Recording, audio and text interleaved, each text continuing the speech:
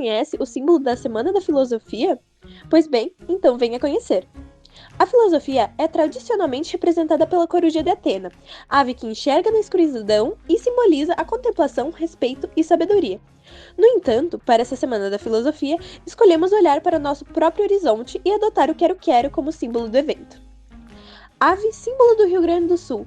O quero-quero habita o chão dos campos abertos e, diferente da postura de outras aves, ele destaca-se por sua inteligência e vigilância, questionando o óbvio e permanecendo atento a tudo ao seu redor. Impressiona também pela perspicácia e pelas estratégias de sobrevivência. Quando sente o ninho ameaçado, voa e localiza de longe dos ovos para despistar os predadores, protegendo aquilo que é valioso. A ave possui um forte comportamento comunitário, pois vive e atua em bando, fazendo alardes sonoros para defender o território coletivo, mostrando que o conhecimento vem de construções sociais e experiências com o nosso cotidiano. Essa ideia dialoga e traz o lado do mito da Atena, a deusa grega da sabedoria. Nascida da cabeça de Zeus, já adulta e vestindo armadura, Atena personifica a razão, o discernimento e a busca por ordem e civilidade, fazendo com que os guerreiros parassem de orar a Ares, deus da guerra, e iniciassem a pedir a bênção da mesma. Ao contrário da violência, ela representa a inteligência aplicada para resolver conflitos e proteger a polis. Se a tradicional coruja de Atenas nos ensina a pausa, o silêncio e a análise dos acontecimentos, o quero-quero nos convoca para uma filosofia do nosso cotidiano e do nosso chão gaúcho. Sendo assim, por que você não vem para conhecer a nossa Semana da Filosofia? Esperamos você lá!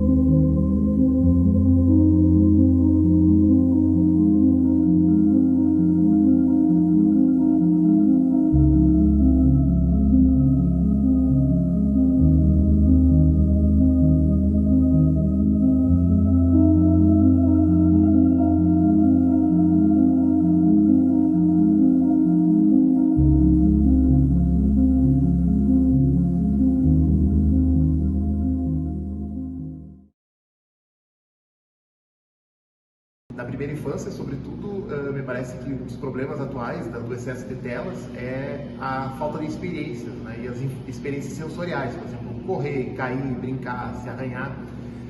Essas questões que formam também assim habilidades para o pensar, para o compreender, e que vão se desenvolver num momento posterior na relação não mais só com a questão concreta, mas também com a questão da abstração.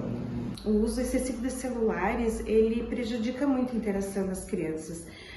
Comparando com a época da minha infância, a gente brincava muito mais na rua, a gente interagia com os amigos, né, com os colegas. E hoje as brincadeiras têm se concentrado muito nas redes sociais, nos meios digitais. Hoje as crianças conversam, os adolescentes também, né? Conversam pelo celular, jogam pelo celular, então eles acabam interagindo muito menos, né? Isso eu acredito que prejudica muito. O uso das telas, ele, ao meu ver, né, ele prejudica bastante todas as crianças e adolescentes.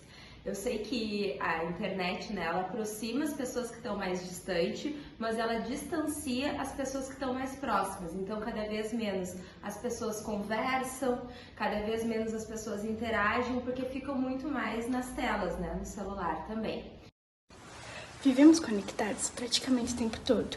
A gente compartilha os nossos momentos, as nossas opiniões, até mesmo as nossas emoções, tudo em pouquinhos segundos, em stories, vídeos rápidos, até mesmo em frases e publicações.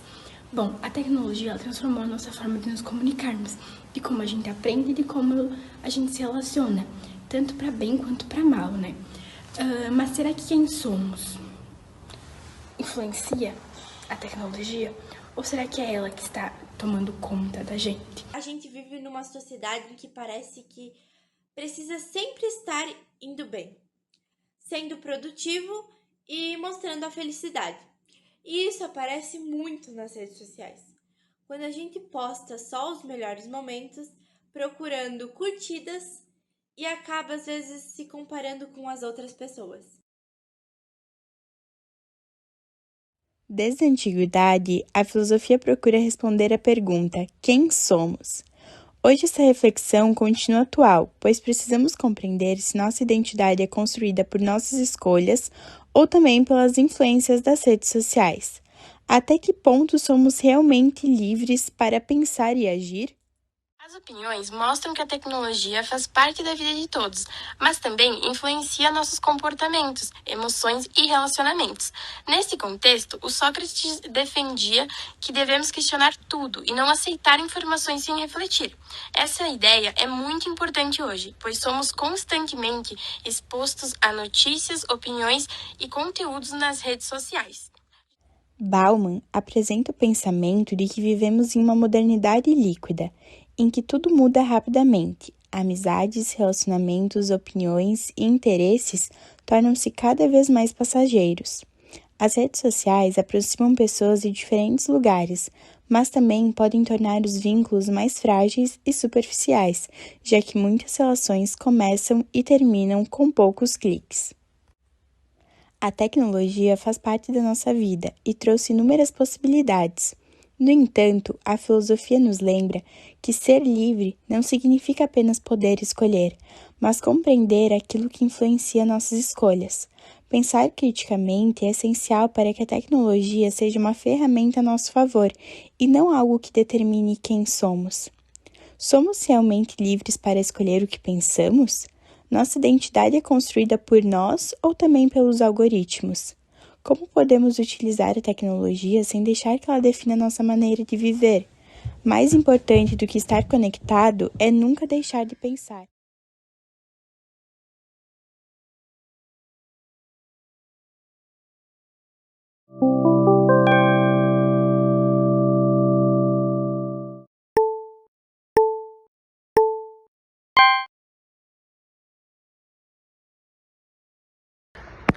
Olá, hoje vamos apresentar um trabalho sobre René Descartes, um filósofo, matemático e cientista francês, considerado o pai da filosofia moderna.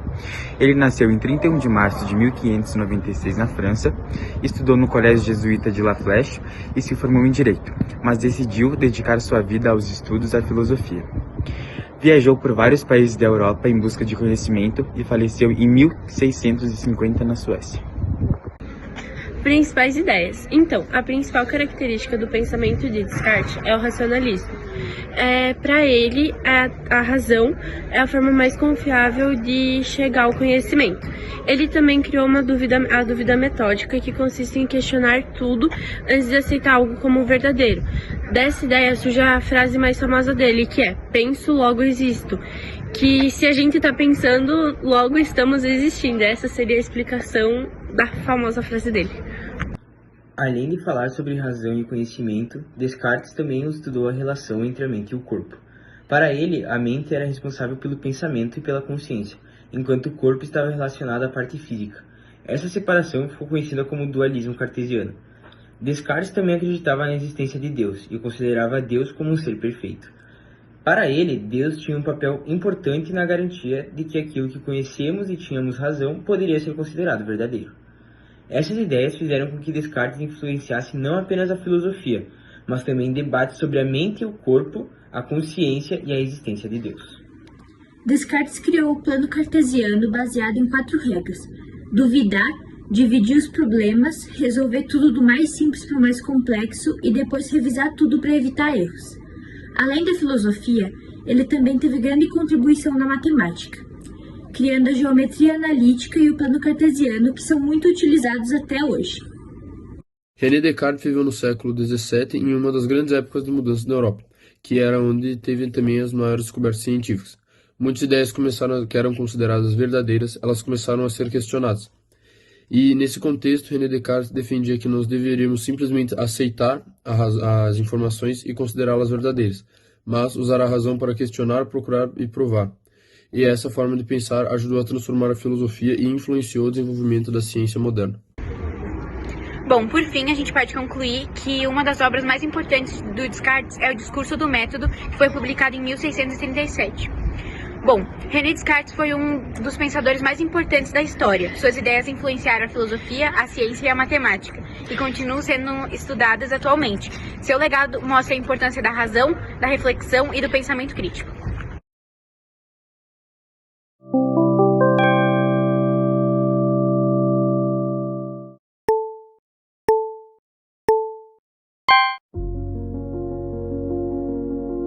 Trabalho. Atividade profissional realizada mediante pagamento. Mas será que trabalhar é apenas isso?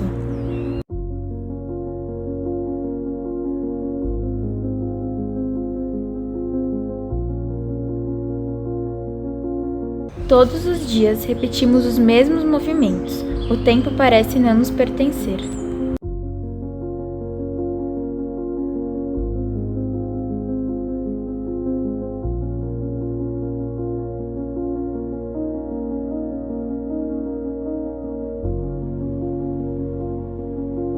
Desde cedo, ouvimos que quem trabalha duro sempre vence. Mas essa ideia explica a realidade de todos? Quando o trabalhador perde o controle sobre o que produz, sobre como produz e até sobre seu próprio tempo, ocorre a alienação.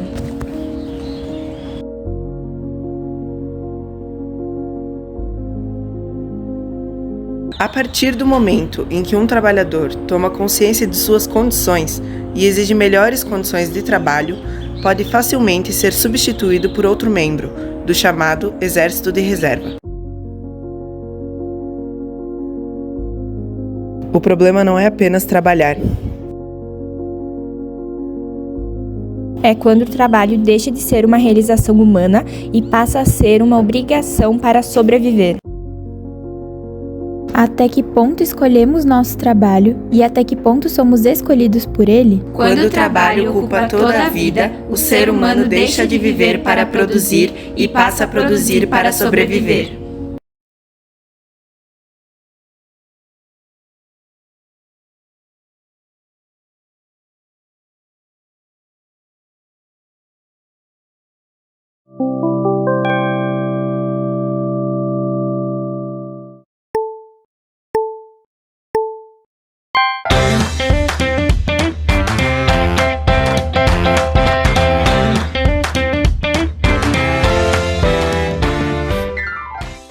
Olá pessoal, meu nome é Erika e eu e meu grupo iremos apresentar sobre um dos conceitos mais famosos da filosofia, o mito da caverna. Ah, Erika, mas o que é o mito da caverna? Bom, imaginem que algumas pessoas passaram a vida inteira presa dentro de uma caverna, olhando apenas para uma parede. Atrás delas existe uma fogueira e pessoas carregando objetos. O que os prisioneiros veem são apenas as sombras projetadas na parede desta fogueira.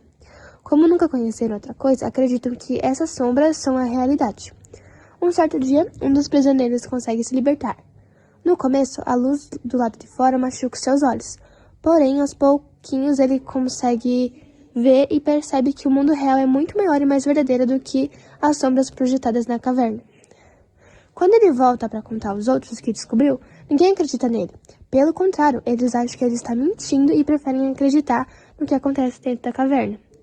Bom, o mito representa a busca pelo conhecimento. A caverna simboliza a ignorância, as sombras representam as aparências e o lado de fora simboliza a verdade e o conhecimento.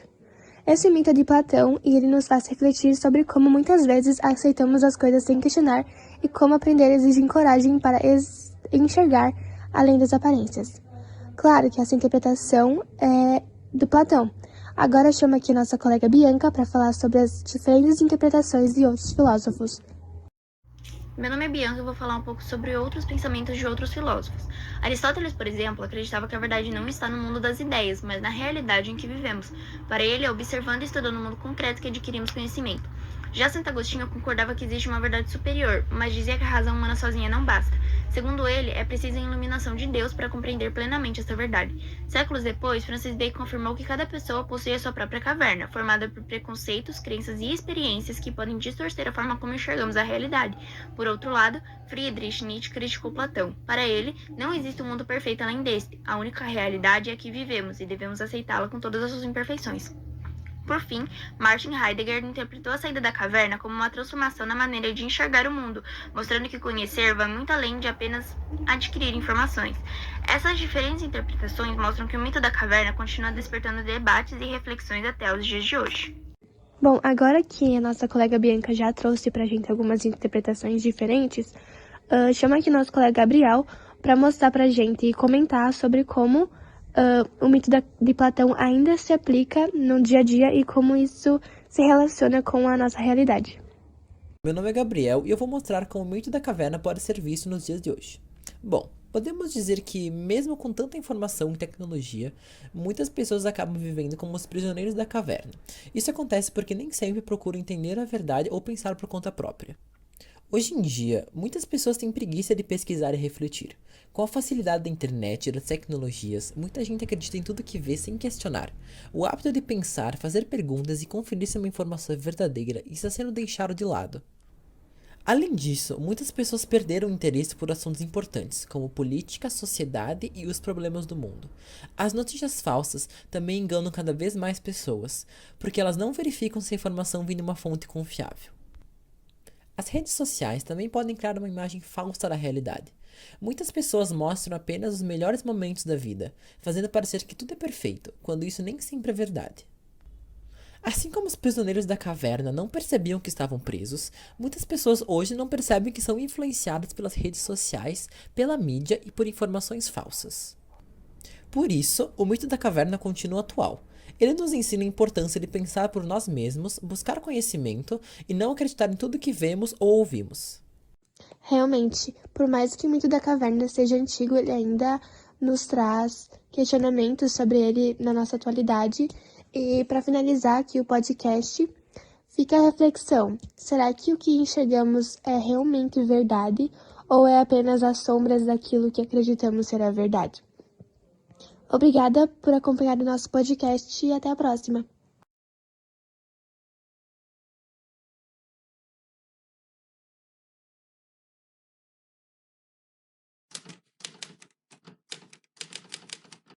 Friedrich Nietzsche foi um filósofo, escritor e professor alemão, considerado um dos pensadores mais influentes da filosofia moderna. Nascido no dia 15 de outubro de 1844, em um pequeno vilarejo da Prússia, ele era o primeiro de 3 filhos do ministro luterano da cidade. Seu pai foi vítima de um derrame cerebral quando Nietzsche tinha 2 anos e acabou não resistindo. Apenas 6 meses após a morte do pai, Nietzsche também teve que presenciar a morte de seu irmão mais novo. Pouco tempo depois, a família do filósofo mudou-se para Naumburg, onde ele passou a infância e a juventude, vivendo com a mãe, a irmã, a avó e as tias. Em 1858, Nietzsche obteve uma bolsa de estudos para estudar na prestigiada escola Schubfort, uma das mais prestigiadas da Alemanha. Após concluir seus estudos, Nietzsche entrou na Universidade de Bonn em 1864 para cursar teologia e filologia. Com o tempo, decidiu concentrar seus estudos na filologia, disciplina que despertava maior interesse. Apesar de ser filho e neto de pastores protestantes, Nietzsche viria a questionar posteriormente os ensinamentos cristãos. Muitos de seus pensamentos iniciais foram influenciados pela leitura do filósofo Arthur Schopenhauer, principalmente a partir da leitura ao livro O Mundo como Vontade e Representação.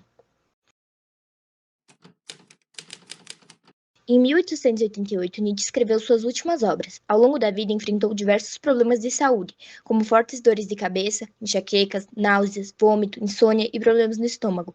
Apesar do sofrimento constante, transformou essa experiência em parte de sua filosofia, defendendo que superar as dificuldades era um caminho para o crescimento pessoal.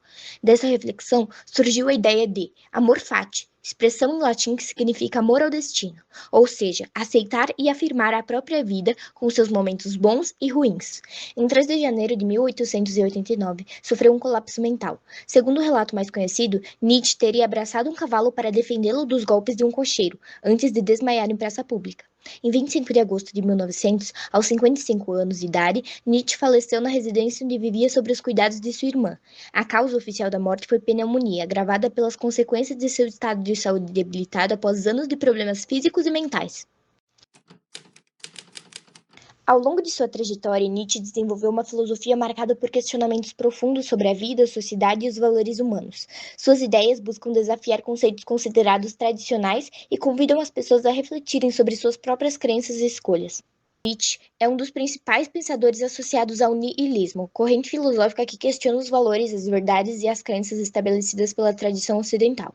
Para Nietzsche, o niilismo surge com a chamada morte de Deus, que representa a perda da influência dos valores religiosos como base para dar sentido à vida humana. Nietzsche não está dizendo que Deus literalmente morreu, ele está fazendo uma análise da sociedade de sua época e mostrando que a religião e os valores tradicionais estavam perdendo força na Europa. O eterno retorno é uma das ideias mais conhecidas de Nietzsche, abordada pelo filósofo na obra Assim Falava Zaratustra, em 1885. Ela apresenta um experimento mental que imaginamos que nossa vida, com todos os momentos bons e ruins, teria que ser vivida novamente infinitas vezes, exatamente da mesma forma. Nietzsche usa essa ideia como uma reflexão sobre a maneira como vivemos. A pergunta central seria: se tivéssemos que repetir nossa vida para sempre, aceitaríamos essa possibilidade ou sentiríamos arrependimento?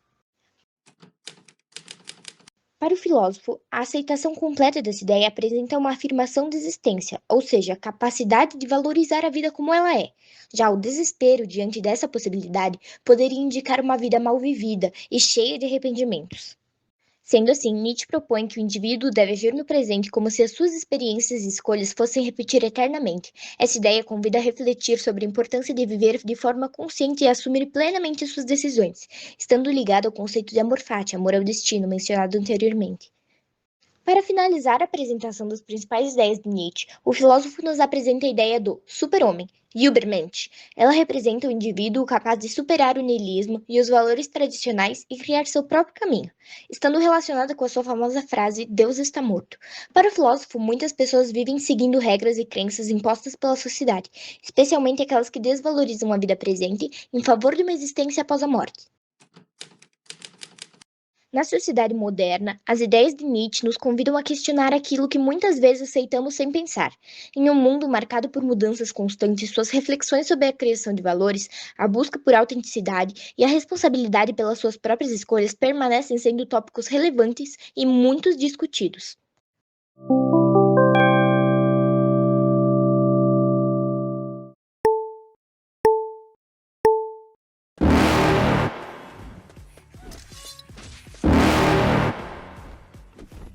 You're never gonna make it, you're not good enough. There's a million other people with the same stuff. You really think you're different? Man, you must be kidding. Think you're gonna hit it, but you just don't get it. It's impossible, it's not probable, you're irresponsible. Too many obstacles, you gotta stop it, yo. You gotta take it slow, you can't be a pro. Don't waste your time no more. Who the fuck?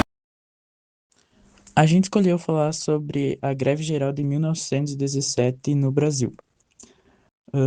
São Paulo, 1917, a cidade crescia entre fábricas e chaminés. Milhares de operários, muitos vindos da Europa, trabalhavam em jornadas de até 16 horas por dia. O salário era bem baixo, a comida era cara e as moradias eram precárias. A modernidade industrial chegava no Brasil com promessas de progresso, mas também com exploração e miséria. A Primeira Guerra Mundial apertava ainda mais a economia. O cenário estava pronto para uma revolta. No dia 9 de julho, os trabalhadores da fábrica Cotonifício Cresp, na zona norte de São Paulo, pararam e exigiam aumento de salários e redução da jornada. Em poucos dias, a greve se espalhou como fogo. Têxteis, gráficas, cervejarias, fábricas de calçados, tudo parou. No dia 12 de julho, o operário José Martínez foi morto pela polícia. Seu corpo virou símbolo, a cidade começou a ferver. Os trabalhadores se organizaram. Anarquistas, socialistas e operários comuns criaram um comitê de greve geral. As decisões eram tomadas em assembleias noturnas. Criaram cozinhas comunitárias para alimentar os grevistas e caixas de ajuda para as famílias mais pobres. A solidariedade virou arma. Os bondes pararam, o comércio fechou. Pela primeira vez na história do Brasil, uma cidade inteira paralisou suas atividades. O governo reagiu com violência. Tropas do exército cercaram os bairros operários. O estado de sítio foi decretado. Jornais foram censurados. Líderes estrangeiros foram ameaçados de deportação. A repressão foi dura, mas os grevistas não recuaram. A paralisação se arrastou por dias. São Paulo estava sitiada. O poder público percebeu que a situação estava fora de controle.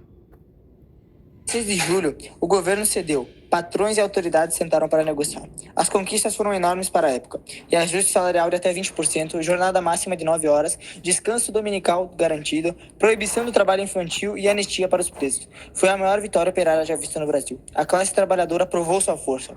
O eco da greve se espalhou para o Rio de Janeiro, Santos e outras cidades. A greve geral de 1917 foi o marco da modernidade brasileira. Mostrou que a industrialização não trazia apenas o progresso, mas também conflito. Que o trabalhador não era apenas uma peça da máquina, mas um sujeito da história. O movimento inspirou as primeiras leis trabalhistas décadas depois e fortaleceu os sindicatos. Hoje, ao olharmos para trás, vemos na greve de 1917 o retrato mais humano da modernidade, a luta por dignidade contra a exploração.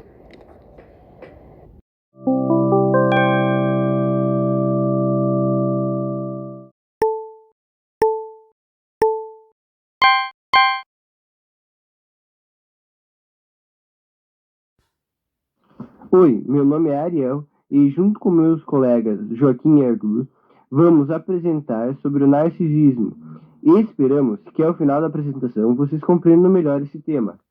O narcisismo é o amor ou fascínio expressivo pela própria imagem, aparência e personalidade, manifestando-se em alguns graus que vão desde a autoconfiança saudável até traços profundos que afetam as relações interpessoais. Suas principais formas de expressão variam conforme a intensidade do comportamento e o impacto na vida social e emocional do indivíduo. O narcisismo envolve uma concentração expressiva em si mesmo, dividindo-se entre a busca por admiração externa e a necessidade de validação constante. Esse comportamento tem raízes profundas na psicologia e afeta a forma como o indivíduo se relaciona com o mundo. O termo tem origem do mito grego de Narciso e foi desenvolvido como conceito científico na psicanálise por Sigmund Freud. Bom, continuando no assunto, eu sou Joaquim e vou explicar um pouco melhor o que significa o narcisismo. O narcisismo é uma característica marcada pela admiração exagerada por si mesmo, pela necessidade de elogios e pela dificuldade de ter empatia pelos outros. O termo vem do mito de Narciso, um jovem da mitologia grega que se apaixonou pelo próprio reflexo na água. Por isso, seu nome deu origem ao termo narcisismo. É importante diferenciar narcisismo de autoestima saudável. Ter autoestima significa reconhecer suas qualidades e defeitos e respeitar os outros. Já o narcisismo pode envolver sentimento de superioridade, necessidade constante de atenção e dificuldade em aceitar críticas. Algumas características são buscar muitos elogios, querer estar sempre no centro das atenções, sentir-se superior e ter pouca empatia. Agora eu vou falar um pouco de transtorno de personalidade narcisista. Antes de tudo, é importante entender que ele não é a mesma coisa que ser vaidoso. Gostar da própria aparência ou ter autoestima não significa que alguém tenha esse transtorno. O transtorno de personalidade narcisista é uma condição da saúde mental, em que a pessoa sente uma necessidade muito grande de ser admirada. Costuma acreditar que é superior aos outros e tem dificuldade de se colocar no lugar das pessoas. Isso pode acabar prejudicando amizades, relacionamentos e até a vida profissional. Entre os principais sintomas estão a busca constante por elogios, dificuldade em aceitar críticas, sensação de que merece um tratamento especial e pouca empatia. Muitas vezes, por trás dessa aparência de muita confiança, existe uma autoestima bastante frágil. O diagnóstico só pode ser feito por um psicólogo ou um psiquiatra, depois de uma avaliação completa. Não existe um exame que confirme esse transtorno. O tratamento normal envolve psicoterapia, que ajuda a pessoa a entender melhor seus comportamentos e melhorar a forma como se relaciona com os outros. Em alguns casos, também pode haver acompanhamento com um psiquiatra. Para finalizar, vale lembrar que nem toda pessoa vaidosa ou que gosta de chamar atenção é narcisista. O transtorno é algo muito mais complexo. Isso pode ser diagnosticado por um profissional da saúde mental. Então, antes de julgar alguém, o mais importante é buscar informação e entender o assunto.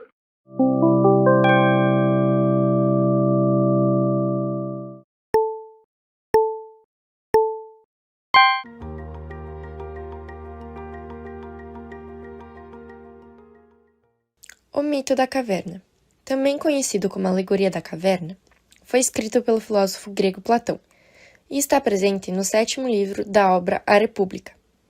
Escrito em forma de diálogo entre Sócrates e Glauco, o mito é uma metáfora que busca explicar a diferença entre aparência e realidade, destacando a importância da busca pelo conhecimento verdadeiro, por meio da razão, da filosofia e da reflexão crítica.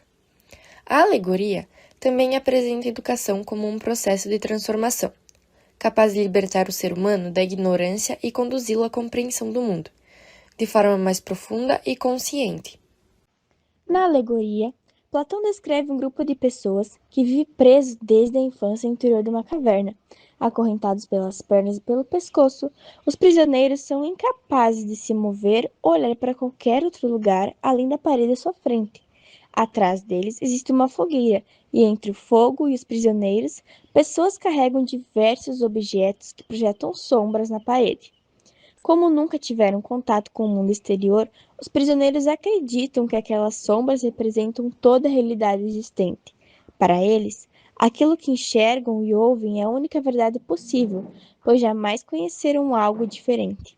Dessa forma, Platão demonstra como a falta de conhecimento pode levar as pessoas a aceitarem ilusões como se fossem fatos incontestáveis. Em determinado momento, um dos prisioneiros consegue se libertar e sair da caverna. No início, a luz do sol ofusca seus olhos, causando dor, desconforto e dificuldade para enxergar. A adaptação é lenta e exige esforço, mas aos poucos ele passa a perceber as cores, as formas, a natureza e tudo aquilo que existe fora da caverna. Com isso, compreende que as sombras eram apenas representações imperfeitas da realidade, e que o verdadeiro conhecimento estava além daquilo que sempre acreditou.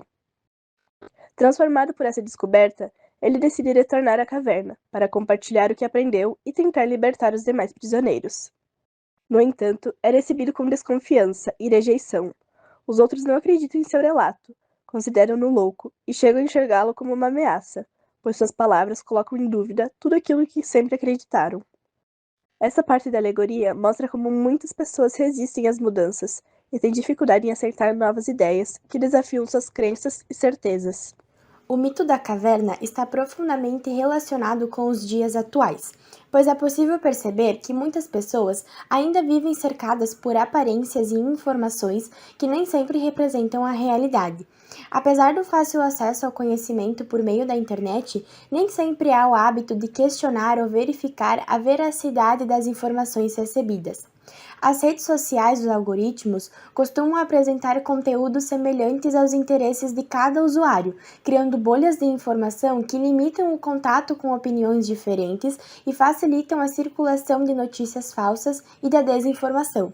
Além disso, muitas publicações mostram versões idealizadas da vida, da aparência e do sucesso, o que pode gerar comparações irreais, insegurança e uma visão distorcida da realidade. Assim como os prisioneiros da caverna, muitas pessoas acabam aceitando essas imagens e informações sem refletir criticamente sobre elas, tornando-se vulneráveis à manipulação e aos preconceitos. Nesse contexto, o mito da caverna continua extremamente atual e relevante. Assim como o prisioneiro que deixa a caverna para descobrir a verdade, cada pessoa é convidada a desenvolver o pensamento crítico, buscar fontes confiáveis de informação, questionar ideias prontas e refletir antes de aceitar qualquer conteúdo como verdadeiro. A educação, a ciência e a filosofia desempenham um papel essencial nesse processo, pois incentivam a investigação, o diálogo e a construção do conhecimento. A principal mensagem de Platão é que alcançar a verdade exige esforço, coragem e disposição para superar as aparências, reconhecendo que o aprendizado é um caminho contínuo de descoberta e crescimento pessoal. Dessa forma, a alegoria permanece como uma importante reflexão sobre a liberdade, o conhecimento e a responsabilidade de cada indivíduo na busca pela verdade.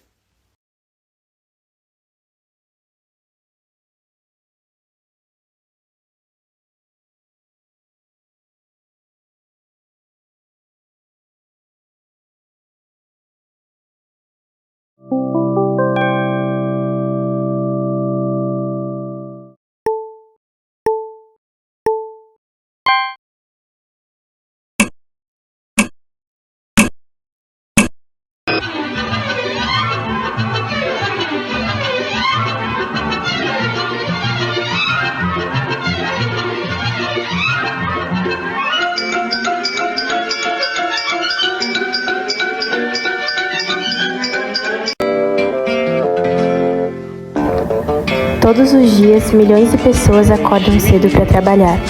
Algumas ocupam grandes escritórios, outras enfrentam longas jornadas em fábricas, hospitais, mercados e transportes. Mas por que algumas pessoas acumulam tanta riqueza enquanto as outras mal conseguem sobreviver? Será que essa desigualdade é apenas consequência do esforço individual ou ela faz parte da forma de como a sociedade está organizada? Vivemos em uma sociedade marcada por enormes diferenças. Enquanto alguns possuem empresas, terras e grandes patrimônios, milhões dependem apenas do próprio trabalho para viver. Essas diferenças não surgiram por acaso. Elas foram sendo construídas ao longo da história. E entender como isso aconteceu foi justamente a pergunta que motivou Marx e Engels. No século XIX, durante a Revolução Industrial, Marx e Engels observaram o mundo em rápida transformação.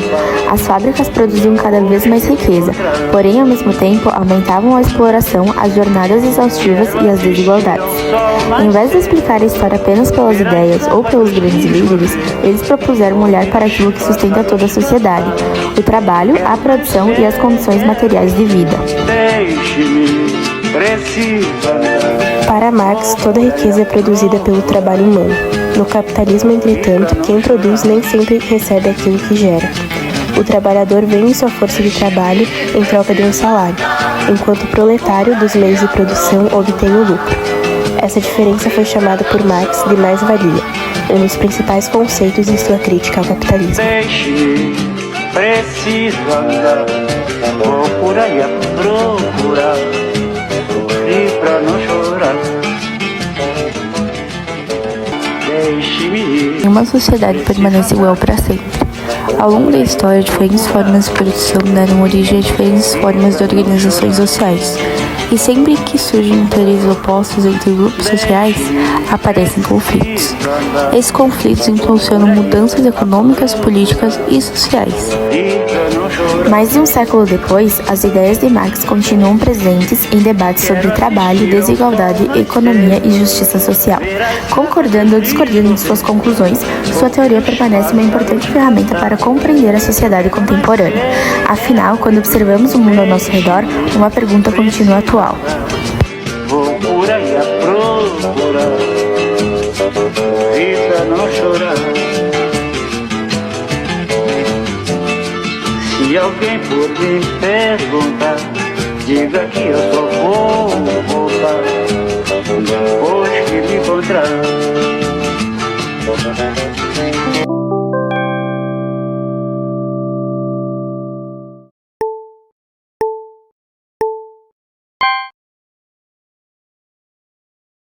Quem foi realmente Karl Marx? Mais do que um nome histórico, ele foi um filósofo, economista e sociólogo que mudou o curso do mundo. Nascido em Trèves, na Prússia, em 1818, sua jornada intelectual começou cedo, estudando direito e filosofia nas prestigiadas universidades de Bonn e Berlim. Como jornalista e editor, Marx usou a palavra para criticar a sociedade da sua época, uma época de profundas transformações.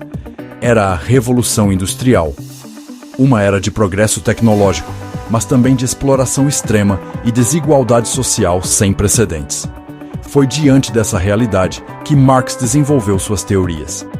Ele analisou a exploração do trabalhador e a natureza do capitalismo. Seus estudos culminaram na criação do socialismo científico, uma proposta para entender e transformar uma sociedade profundamente desigual. As ideias de Marx continuam a ser debatidas e a influenciar o pensamento político e econômico até os dias de hoje. Mas quem ajudou Marx a forjar esta visão revolucionária? A resposta é um dos mais grandes parceiros na história do pensamento, Friedrich Engels. Sua amizade e colaboração com Marx foram fundamentais, unindo teoria e experiência para criar o marxismo. Em 1848, seu trabalho conjunto, o Manifesto Comunista, sacudiu o mundo, com um chamado à ação para o proletariado. Marx descreveu uma sociedade dividida: a burguesia, que detém os meios de produção, e o proletariado, a classe trabalhadora. Esta divisão cria a luta de classes, a força motriz da história, onde as classes dominadas lutam contra seus opressores. O mais-valia é a explicação, o valor criado pelo trabalhador além de seu salário, que é apropriado pela burguesia como lucro. Esses conceitos não são apenas teoria. Eles definem a realidade de milhões e continuam a influenciar o debate sobre justiça social hoje.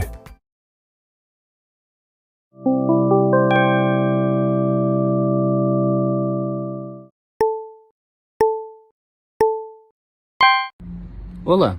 Hoje vamos falar sobre o livro Infocracia do filósofo sul-coreano Byung-Chul Han. Nessa obra, o autor procurou responder uma pergunta muito atual: como a internet e o excesso de informações estão mudando a democracia e a maneira como pensamos? À primeira vista, pode parecer que quanto mais informações temos, mais livres e bem informados nós nos tornamos. Mas Han defende que é justamente o contrário disso. Para ele, vivemos em uma época em que somos bombardeados por tantas notícias e opiniões e conteúdos que acabamos tendo dificuldade para refletir com calma sobre o que está acontecendo e sobre o que consumimos. Ao longo desse podcast, vamos apresentar as principais ideias do livro e discutir por que elas continuam tão atuais. Um dos conceitos mais importantes apresentados por Byung-Chul Han é que hoje vivemos em uma sociedade movida pelos dados, pelas redes sociais e pelos algoritmos. Todos os dias recebemos uma quantidade enorme de informações, notícias, vídeos, mensagens, publicações e opiniões. O problema, segundo o autor, não é a falta de informação, mas o excesso dela. Como tudo acontece muito rápido, acabamos consumindo conteúdos demais, de forma superficial. Em vez de analisar, comparar e refletir, então a gente acaba curtindo, reagindo, comentando e só compartilhando quase automático. Além disso, as plataformas digitais utilizam algoritmos que mostram principalmente conteúdos semelhantes aos que a gente já consumiu. Ou seja, criam uma bolha de informação, nas quais temos pouco contato com opiniões diferentes que as nossas. Segundo Han, esse cenário afeta diretamente a democracia. Uma democracia saudável depende do diálogo, da capacidade de ouvir opiniões diferentes e da construção coletiva de soluções. No entanto, quando cada pessoa passa a viver dentro da sua própria bolha de informações, esse diálogo acaba se tornando muito mais difícil. Outro ponto importante é a velocidade com que a informação circula. Notícias falsas, conteúdos manipulados e discursos emocionais costumam espalhar muito rapidamente, muitas vezes antes mesmo que possam ser verificados. Por isso, o autor utiliza o termo infocracia, que representa uma sociedade em que a informação deixa de ser apenas um meio de comunicação e passa a exercer uma grande influência sobre o comportamento das pessoas e sobre as decisões políticas. Então, no fim, o que Byung-Chul Han traz no livro não é exatamente uma crítica à tecnologia ou à internet. O problema está muito mais na forma como a gente lida com tudo isso. A gente recebe informação o tempo inteiro. Abre uma rede social e já vem notícia, opinião, vídeo, comentário. E no meio de tanta coisa, a gente acaba só consumindo, reagindo, sem parar para pensar realmente no que a gente está vendo. E achei justamente essa reflexão que fica depois de ver Infocracia. Que ter acesso a muita informação não significa necessariamente estar bem informado. A gente também precisa saber se questionar, aceitar que às vezes vai ter conflito e ouvir opiniões diferentes da nossa. Isso acaba sendo muito importante não só para a nossa vida na internet, mas para a própria democracia em si, porque ela precisa desse diálogo. Bom, era isso que a gente queria trazer sobre Infocracia. Esperamos que tenha dado para entender um pouco melhor a ideia do livro e principalmente pensar sobre como agimos na internet.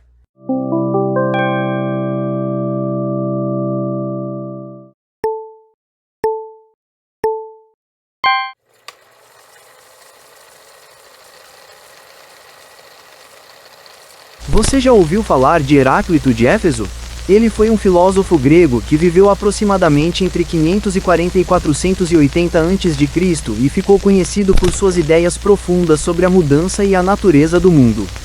Hoje você verá 5 curiosidades sobre Heráclito. Número 5. Ele era conhecido como o Obscuro. Heráclito recebeu esse apelido porque seus textos eram considerados difíceis de entender. Ele gostava de usar frases curtas, enigmas e metáforas, fazendo com que suas ideias pudessem ter diferentes interpretações. Número 4. Ele acreditava que tudo está em constante mudança. Uma de suas ideias mais famosas é representada pela frase: tudo flui.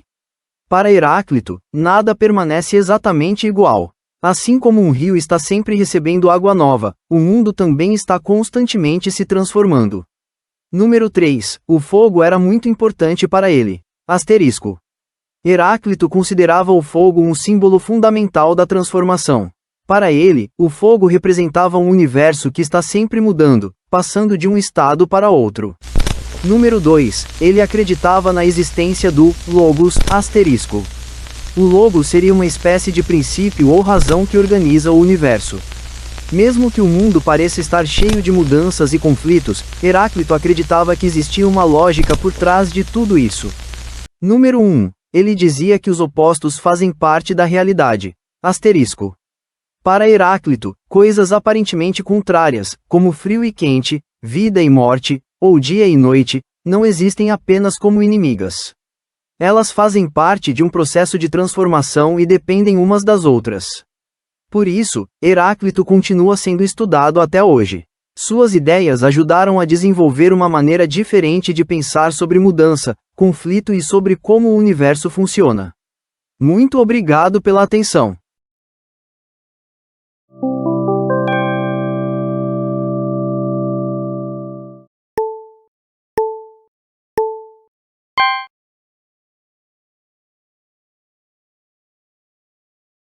O que significa existir? Não apenas estar vivo, mas ser de fato consciente de que um dia deixaremos de ser. Um filósofo alemão dedicou a vida inteira a essa única pergunta e mudou para sempre o rumo da filosofia ocidental. Este é Martin Heidegger. Nascido em 1889 na pequena cidade de Meßkirch, no sul da Alemanha, Heidegger cresceu em uma família católica modesta. Estudou teologia antes de migrar para a filosofia na Universidade de Freiburg, onde se tornou aluno e assistente de Edmund Husserl, o pai da fenomenologia, o estudo de como as coisas se manifestam à nossa consciência. Em 1927, Heidegger publica sua obra-prima, Ser e Tempo. Nela ele resgata uma pergunta que julgava esquecida pela filosofia há séculos: o que significa ser? Para investigá-la, ele cria um conceito central, o Dasein, literalmente ser aí, o modo de existência humana, sempre lançado num mundo, sempre em relação com as coisas e com os outros. Para Heidegger, não existimos como espectadores isolados observando o mundo de fora. Estamos mergulhados nele, e é essa condição, o ser no mundo, que define o que somos. Um dos pontos mais radicais do pensamento de Heidegger é sua reflexão sobre a morte. Para ele é a consciência da própria finitude, o ser para a morte, que pode nos arrancar da vida automática, repetitiva, vivida segundo o que todo mundo faz. Só ao encarar a morte como possibilidade sempre presente, dizia ele, o ser humano pode viver de forma autêntica, assumindo suas escolhas em vez de se dissolver no anonimato da massa. A trajetória de Heidegger, porém, é marcada por uma mancha grave. Em 1933, ele se filiou ao Partido Nazista e assumiu o cargo de reitor da Universidade de Freiburg, discursando em apoio ao regime de Hitler. Mesmo após deixar o cargo meses depois, Heidegger jamais fez um pedido de desculpas claro e público. Até hoje, filósofos debatem: é possível separar sua filosofia genial de suas escolhas políticas condenáveis? Nas décadas seguintes, Heidegger voltou seu olhar para a técnica moderna, alertando que ela reduz o mundo inteiro, inclusive os seres humanos, a mero recurso disponível a ser explorado e descartado. Apesar da controvérsia, sua obra influenciou profundamente pensadores como Sartre, Arendt, Foucault e Derrida, moldando o existencialismo, a hermenêutica e boa parte da filosofia do século XX. Heidegger morreu em 1976, aos 86 anos, na mesma região onde nasceu. Deixou uma pergunta que continua a ecoar. Será que, no meio da correria e do barulho do mundo moderno, ainda somos capazes de parar e simplesmente autenticamente ser?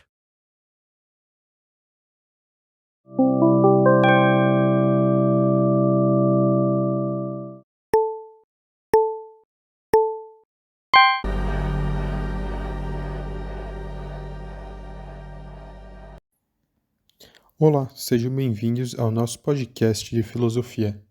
Hoje vamos falar sobre a filosofia contemporânea, dando uma atenção especial ao filósofo alemão Jürgen Habermas.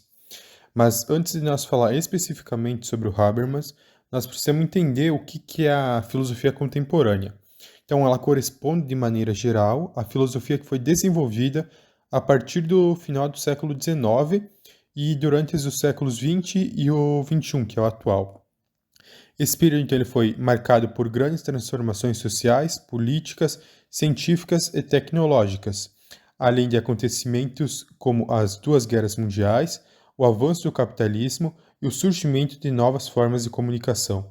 Por isso, os filósofos contemporâneos passam a discutir questões muito próximas da nossa realidade, como política, sociedade, liberdade, ciência, linguagem, ética e poder.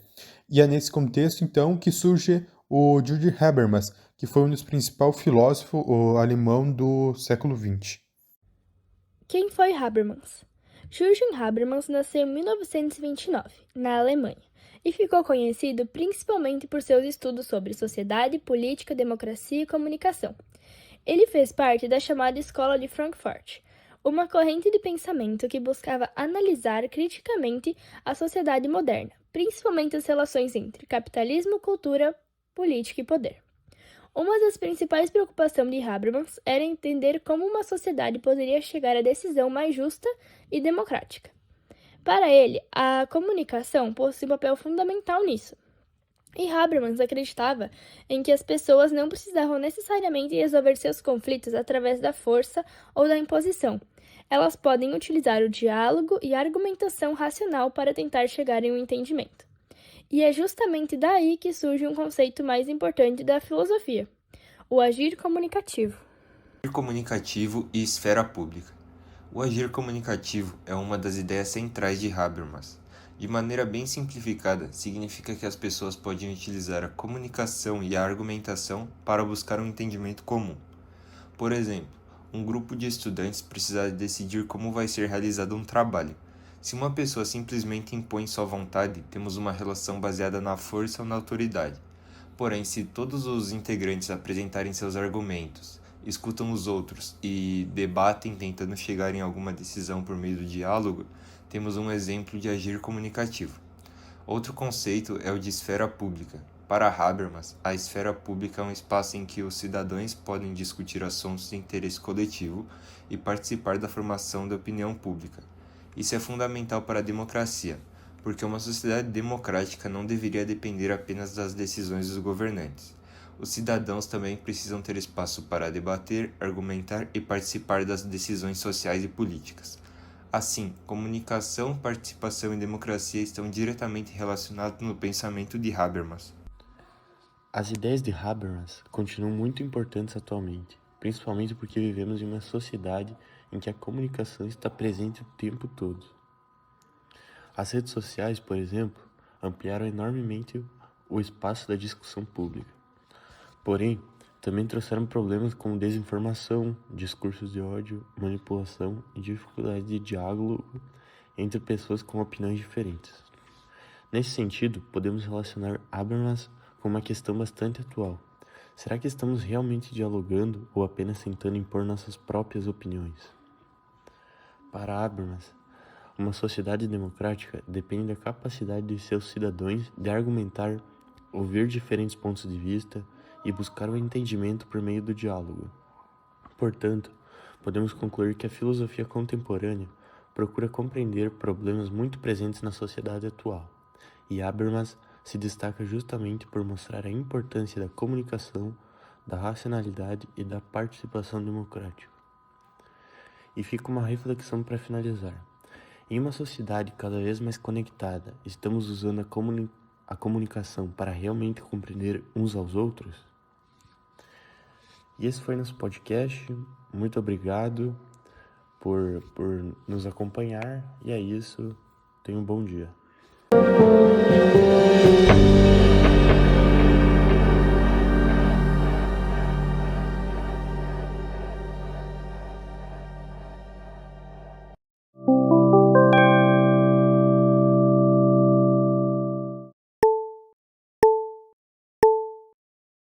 Don't be scared. You'll never change what's been and gone.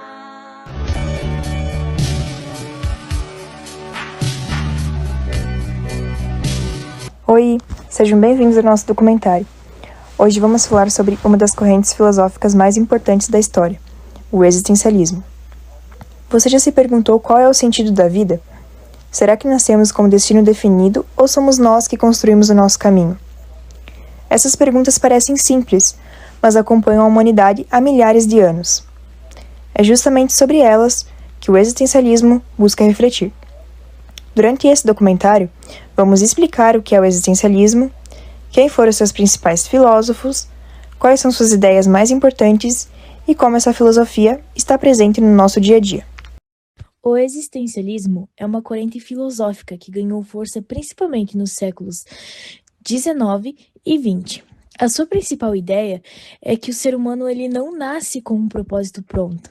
Cada pessoa constrói o sentido da sua própria vida por meio de suas escolhas, atitudes e experiências. Isso significa que somos responsáveis por decidir quem queremos ser, em vez de acreditar que nosso destino já esteja definido. O existencialismo afirma que cada decisão ajuda a construir a nossa identidade. Então, um dos principais pensadores ligados ao existencialismo foi Søren Kierkegaard. Ele foi um filósofo dinamarquês do século XIX. Bom, o Søren acreditava que cada pessoa devia tomar suas próprias decisões e assumir a responsabilidade sobre elas. Então, para Kierkegaard, viver significa escolher constantemente, mesmo quando essas escolhas causam medo ou até insegurança. Outro filósofo muito importante foi o Friedrich Nietzsche. Ele criticava a ideia de simplesmente aceitar tudo o que a sociedade dizia ser certo. Nietzsche acreditava que cada pessoa deveria criar seus próprios valores e viver de forma verdadeira, sem depender apenas da opinião dos outros. O filósofo mais conhecido do existencialismo foi Jean-Paul Sartre. Uma de suas frases mais famosas é: "O homem está condenado a ser livre." Essa frase pode parecer estranha, mas significa que ninguém pode escolher por nós. Somos livres para decidir, porém também somos responsáveis pelas consequências das nossas escolhas. Não podemos colocar a culpa no destino, na sorte ou em outras pessoas, por todas as decisões que tomamos. Uma das ideias centrais do existencialismo é a liberdade. Todos nós fazemos escolhas todos os dias. Então, a gente pode escolher o que estudar, onde trabalhar, com quem convivemos, quais valores seguimos e até como a gente reage diante dos nossos problemas. Mas toda liberdade vem acompanhada de responsabilidade. Cada decisão gera consequências, boas ou ruins. Imagine um estudante que terminou o ensino médio. Ele pode fazer faculdade, começar a trabalhar ou fazer um curso técnico. Talvez a sua família queira que ele seja médico, mas o seu sonho pode ser professor. Qual decisão ele deve tomar? Segundo o existencialismo, ninguém pode responder essa pergunta por ele.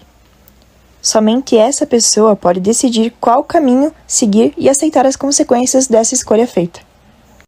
Outro exemplo acontece dentro da escola. Imagina que um aluno vê um colega sofrendo bullying.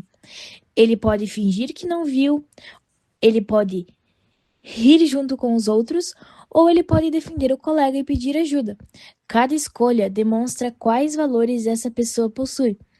O existencialismo, ele afirma que as nossas ações mostram quem realmente a gente é. Podemos pensar também em alguém que sonha em ser artista. Porém, todos dizem que essa profissão não dará dinheiro. Então, essa pessoa, ela decide desistir do seu sonho apenas para acompanhar ou agradar os outros. Depois de alguns anos, ela percebe que nunca fez aquilo que ela realmente queria e gostava. Então, o existencialismo serve justamente para a gente refletir sobre isso. Estamos vivendo a nossa própria vida ou apenas tentando agradar as expectativas de outras pessoas? Quando percebemos que somos responsáveis pelas nossas escolhas, é comum sentir medo, ansiedade ou até mesmo a insegurança. Os filósofos, eles chamam esse sentimento de angústia existencial. Ela acontece porque sabemos que qualquer decisão pode mudar completamente nossa vida. Mesmo assim, o existencialismo ele afirma que fugir das escolhas também é uma escolha. Outro conceito bem importante também é a autenticidade. Ser autêntico significa agir de acordo com aquilo em que realmente acreditamos.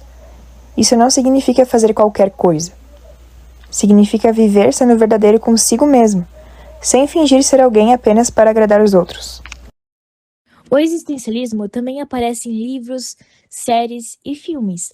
Um exemplo é o filme A Sociedade dos Poetas Mortos. Nele, o professor incentiva seus alunos a pensarem por conta própria, seguirem seus sonhos e aproveitarem a vida, em vez de apenas obedecer às expectativas da sociedade. Essa é uma ideia muito presente no existencialismo. Mesmo tendo surgido há muitos anos, o existencialismo ele continua muito atual. Hoje enfrentamos escolhas o tempo todo. Qual profissão seguir, que faculdade fazer, como agir nas redes sociais, quais amizades manter, como enfrentar dificuldades. E todas essas escolhas ajudam a construir quem somos realmente. Em resumo, o existencialismo nos ensina que não existe um único sentido para a vida. Cada pessoa cria esses sentidos através das suas próprias escolhas. Somos livres para decidir, mas também responsáveis por tudo aquilo que fazemos. Esperamos que esse documentário tenha ajudado você a compreender melhor o existencialismo e a perceber como essa filosofia está presente em nosso cotidiano. Muito obrigada pela atenção.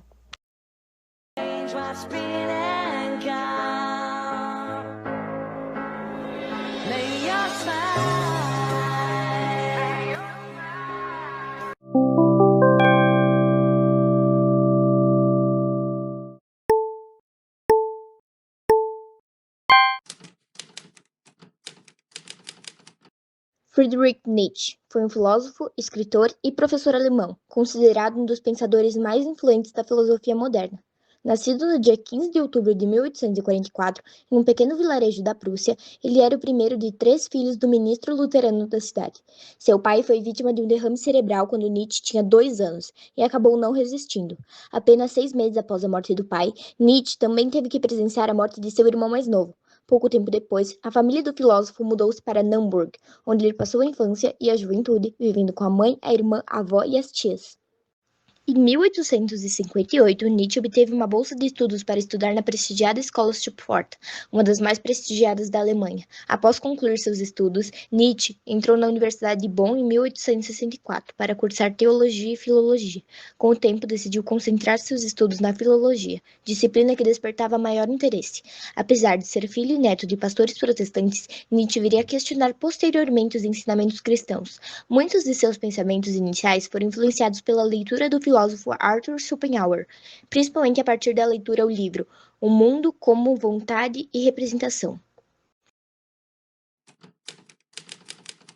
Em 1888, Nietzsche escreveu suas últimas obras. Ao longo da vida, enfrentou diversos problemas de saúde, como fortes dores de cabeça, enxaquecas, náuseas, vômito, insônia e problemas no estômago. Apesar do sofrimento constante, transformou essa experiência em parte de sua filosofia, defendendo que superar as dificuldades era um caminho para o crescimento pessoal. Dessa reflexão, surgiu a ideia de amor fati, expressão em latim que significa amor ao destino, ou seja, aceitar e afirmar a própria vida com seus momentos bons e ruins. Em 3 de janeiro de 1889, sofreu um colapso mental. Segundo o relato mais conhecido, Nietzsche teria abraçado um cavalo para defendê-lo dos golpes de um cocheiro, antes de desmaiar em praça pública. Em 25 de agosto de 1900, aos 55 anos de idade, Nietzsche faleceu na residência onde vivia sob os cuidados de sua irmã. A causa oficial da morte foi pneumonia, agravada pelas consequências de seu estado de saúde debilitado após anos de problemas físicos e mentais. Ao longo de sua trajetória, Nietzsche desenvolveu uma filosofia marcada por questionamentos profundos sobre a vida, a sociedade e os valores humanos.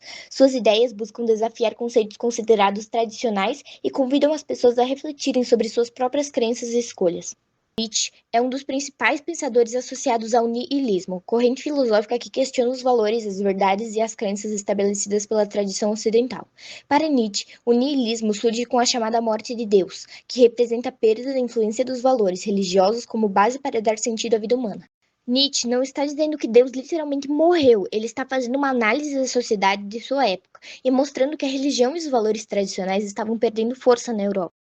O eterno retorno é uma das ideias mais conhecidas de Nietzsche, abordada pelo filósofo na obra Assim Falava Zaratustra, em 1885. Ela apresenta um experimento mental que imaginamos que nossa vida, com todos os momentos bons e ruins, teria que ser vivida novamente infinitas vezes, exatamente da mesma forma.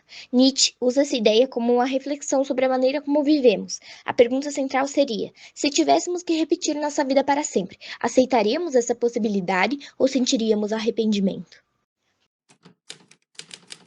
Para o filósofo, a aceitação completa dessa ideia apresenta uma afirmação de existência, ou seja, a capacidade de valorizar a vida como ela é.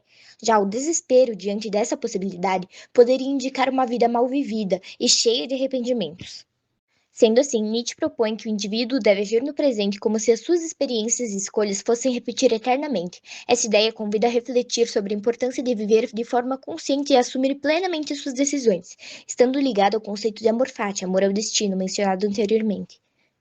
Para finalizar a apresentação das principais ideias de Nietzsche, o filósofo nos apresenta a ideia do super-homem, Übermensch. Ela representa o indivíduo capaz de superar o niilismo e os valores tradicionais e criar seu próprio caminho, estando relacionada com a sua famosa frase "Deus está morto". Para o filósofo, muitas pessoas vivem seguindo regras e crenças impostas pela sociedade, especialmente aquelas que desvalorizam a vida presente em favor de uma existência após a morte. Na sociedade moderna, as ideias de Nietzsche nos convidam a questionar aquilo que muitas vezes aceitamos sem pensar. Em um mundo marcado por mudanças constantes, suas reflexões sobre a criação de valores, a busca por autenticidade e a responsabilidade pelas suas próprias escolhas permanecem sendo tópicos relevantes e muito discutidos.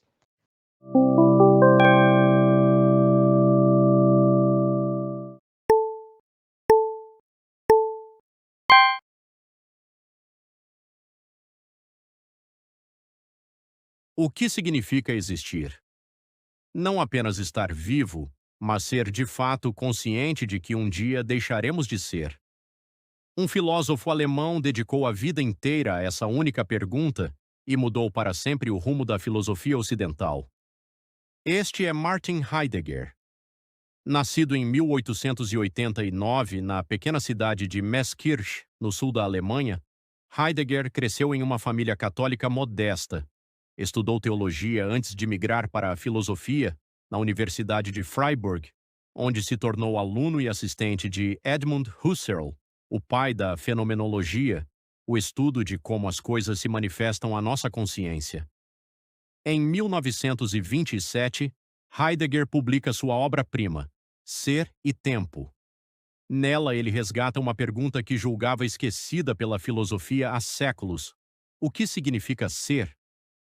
Para investigá-la, ele cria um conceito central, o Dasein, literalmente ser aí, o modo de existência humana, sempre lançado no mundo, sempre em relação com as coisas e com os outros.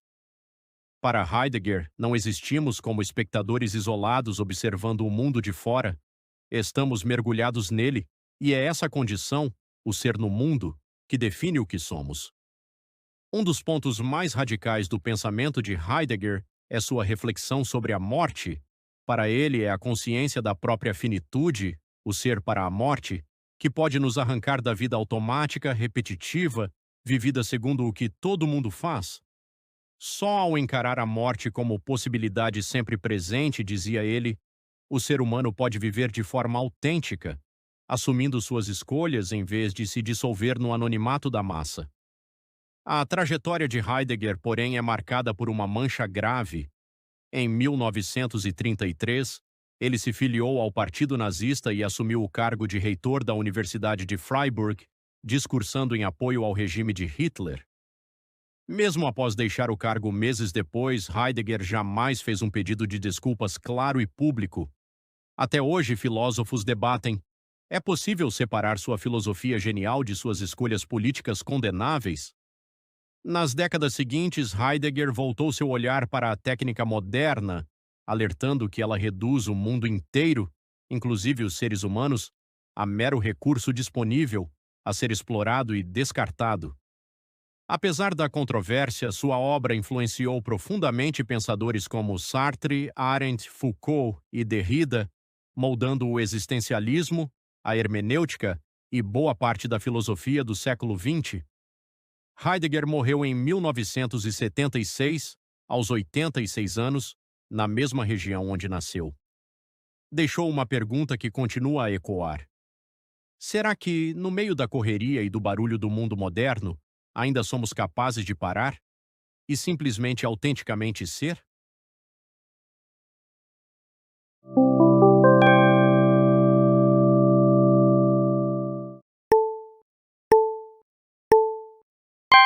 Vivemos em um mundo cheio de desafios, preocupações e mudanças constantes.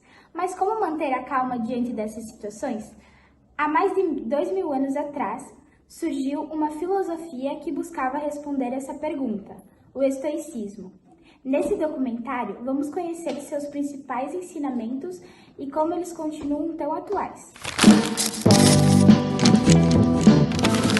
O estoicismo nasceu na Grécia Antiga, por volta do século III a.C., fundado por Zenão de Sítio e mais tarde desenvolvida por outros grandes pensadores, como Sêneca, Epiteto e também pelo imperador Marco Aurélio.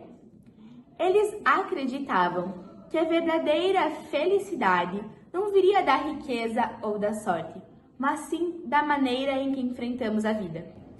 O principal ensinamento do estoicismo é conseguir distinguir aquilo que a gente pode controlar daquilo que a gente não pode. Os nossos pensamentos, atitudes e emoções são algo que depende de nós. Já os acontecimentos externos, como opiniões dos outros e os imprevistos, são algo que foge do nosso controle. O estoico busca agir com sabedoria, coragem, justiça e autocontrole, encarando a realidade sem deixar as emoções dominarem suas decisões. Mesmo após mais de 2000 anos, o estoicismo continua presente na vida moderna. Muitas pessoas utilizam esses ensinamentos para lidar com situações de ansiedade, estresse e desafios do cotidiano. Ao invés de reclamarem das dificuldades, a filosofia estoica incentiva a buscar soluções e aprender com cada experiência. O estoicismo nos ensina que nem sempre podemos controlar o que acontece conosco, mas podemos controlar como reagir. Ao desenvolver equilíbrio emocional, responsabilidade e serenidade, encontramos uma maneira mais consciente de viver. E talvez essa seja a maior lição dessa filosofia. A verdadeira força está dentro de nós.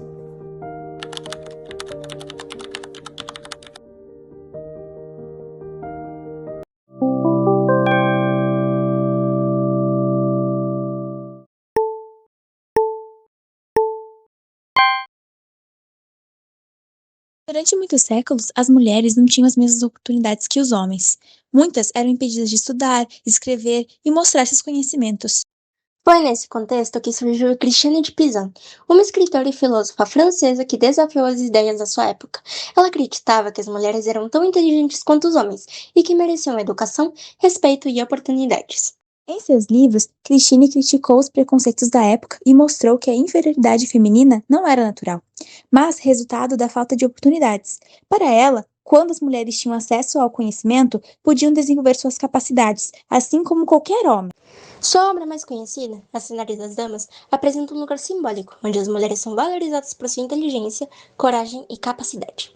Com essa obra, Christiane procurou combater os estereótipos e defender a dignidade feminina. As ideias de Christine de Pizan continuam importantes até hoje, lembrando que a educação, a igualdade e o respeito devem ser direitos de todas as pessoas. Sua filosofia permanece como um exemplo de coragem e defesa da justiça.